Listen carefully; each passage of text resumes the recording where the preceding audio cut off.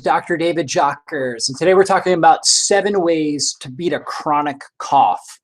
And so if you're out there and you've had a chronic cough, you know how annoying that can be. We're going to go into the mechanisms why somebody may develop a chronic cough and the best strategies for overcoming it naturally. So if you don't know me, my name's Dr. David Jockers. I am a doctor of natural medicine, and I really specialize in helping people get to the root cause of their health problems and really improving their digestion, their energy, and their immune system. This is my beautiful family, my wife Angel, my little boys David and Joshua.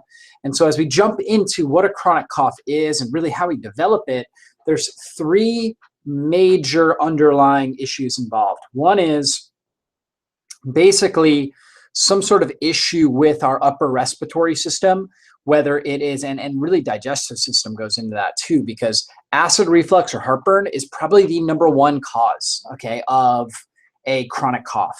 So somebody with indigestion, what happens there is the esophageal sphincter doesn't close well, and so acid can jump up into the esophagus and overstimulate it. For some people, they don't notice heartburn, but they'll have a cough. And so that can be a major symptom.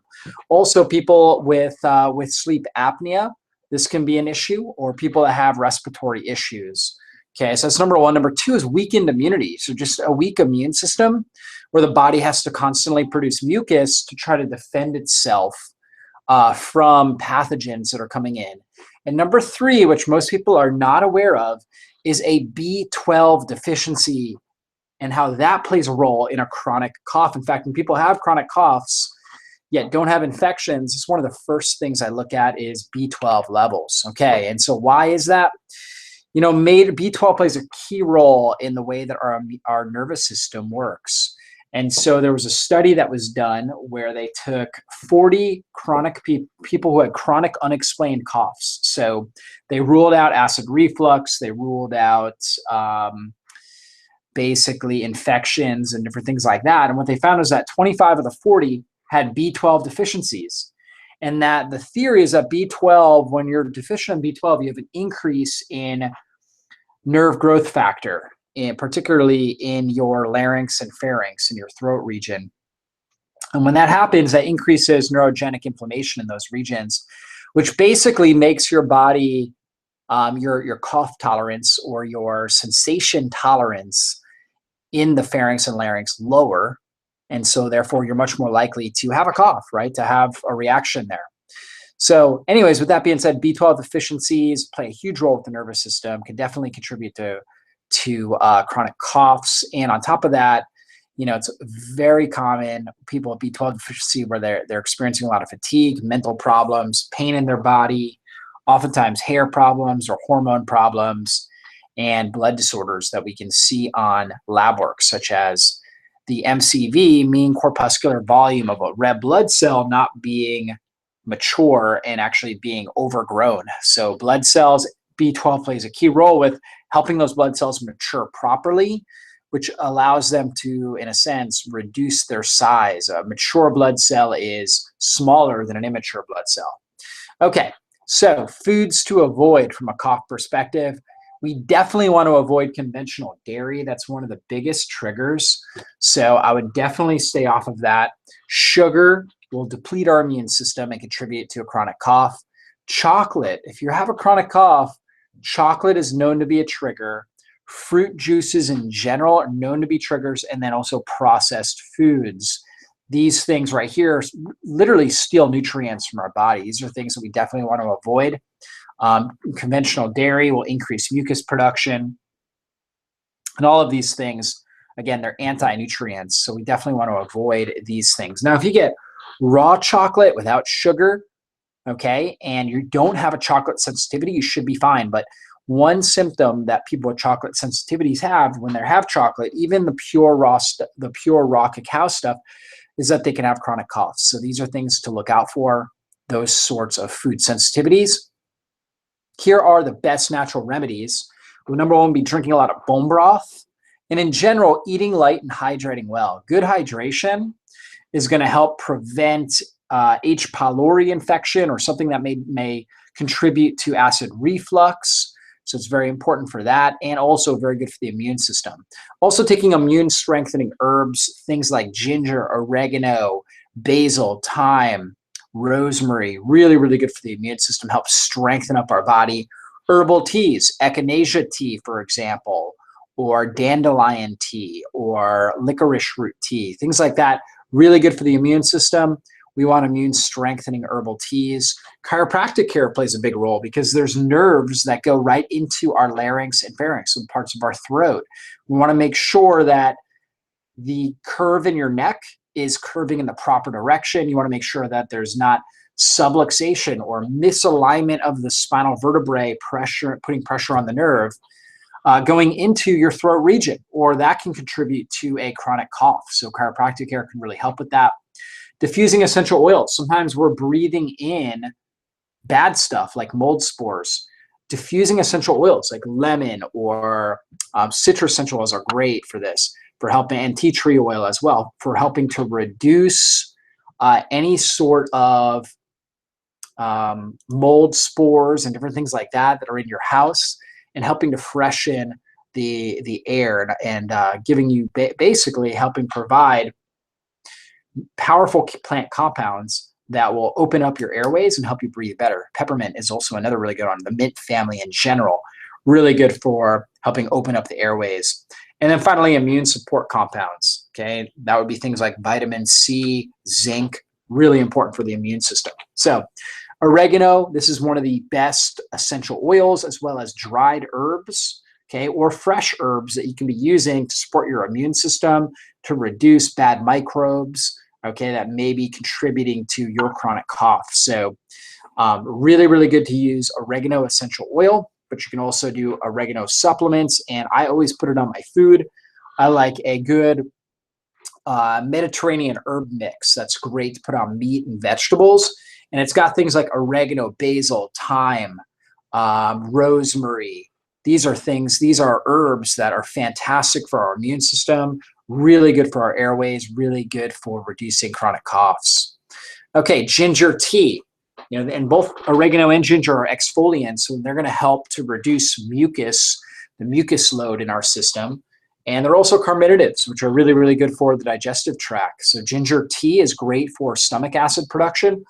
And remember, good stomach acid production is going to minimize our risk of indigestion and acid reflux, which are major causes of chronic coughs. So ginger tea can be really helpful. Also, ginger, the compounds in there reduce inflammation, and that includes neurogenic inflammation, like we were talking about, which can excite the nerves in the larynx and pharynx and contribute to just irritation in our throat, which causes us to cough. So ginger tea, really, really good thing to be drinking. Bone broth, we talked about this, and bone broth is just so good for our digestive tract, but also really good for all the cartilage and connective tissue. And your larynx and pharynx are made up of similar compounds as just generalized cartilage, and so drinking bone broth is going to really help that. Also, in general, bone broth is very anti-inflammatory, so it helps reduce inflammation throughout the body, and that includes neurogenic inflammation. So this is really good. And a lot of times people with chronic coughs, they just love a warm beverage. A good warm, particularly mineral-rich, like salty beverage can be so soothing, and broths really hit the spot when it comes to that. Okay, chiropractic care. We talked about the benefits of just making sure that the spine and nervous system is alignment. So chiropractic care can come in and assess if the nerves in the neck or if the bones in the neck are putting pressure on the nerves there, contributing to dysfunction in the larynx and pharynx region. And if so, a well-trained chiropractor can give a gentle, specific adjustment to get pressure off those nerves and help you to breathe better, speak better, and overall just reduce your tendency to have coughs. So as a chiropractor myself, I've seen great results with this. People coming in with chronic coughs and just getting very gentle, specific adjustment, get stress off that region, and it goes away. So definitely something to check out. Okay, zinc deficiency. This is huge because zinc plays such a critical role in the development of our immune organs and immune cells. So it really helps with T helper cell formation, and T helper cell helps recognize what tissues in the body are our own versus pathogenic, bad microorganisms. And that's important because that reduces inflammation, autoimmunity, tissue damaging aspects of the immune system.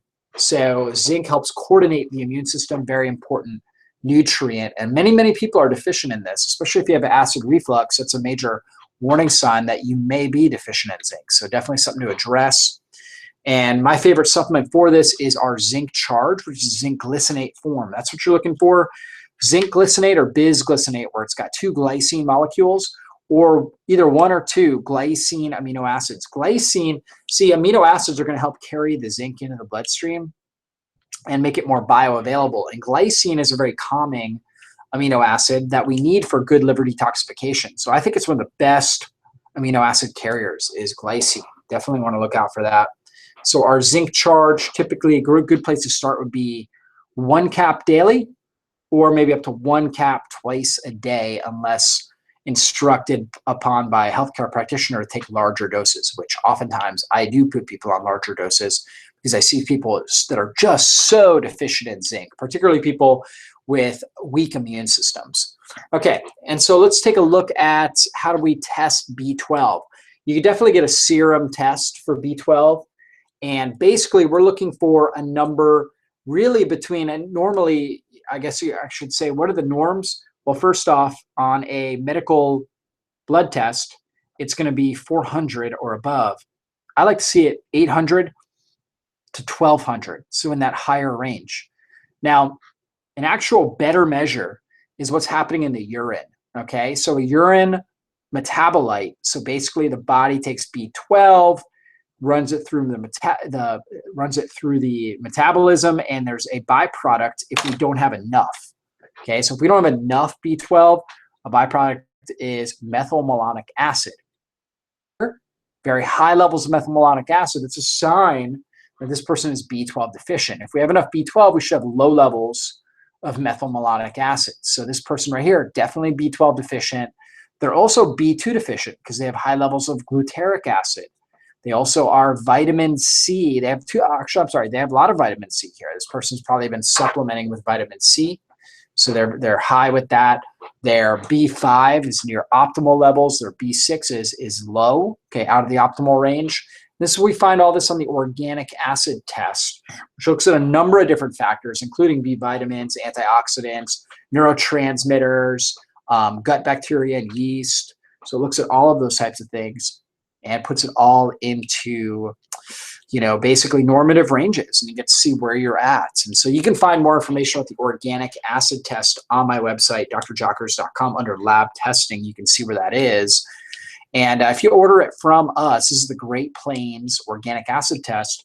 What we do is my nutritionist will write a full lab report, email it to you, and jump on the phone with you and explain the findings. So that way you know more about what's going on and recommendations to take. So we will interpret this for you if you want to purchase it through us. So you can check us out, again, drjockers.com under lab testing.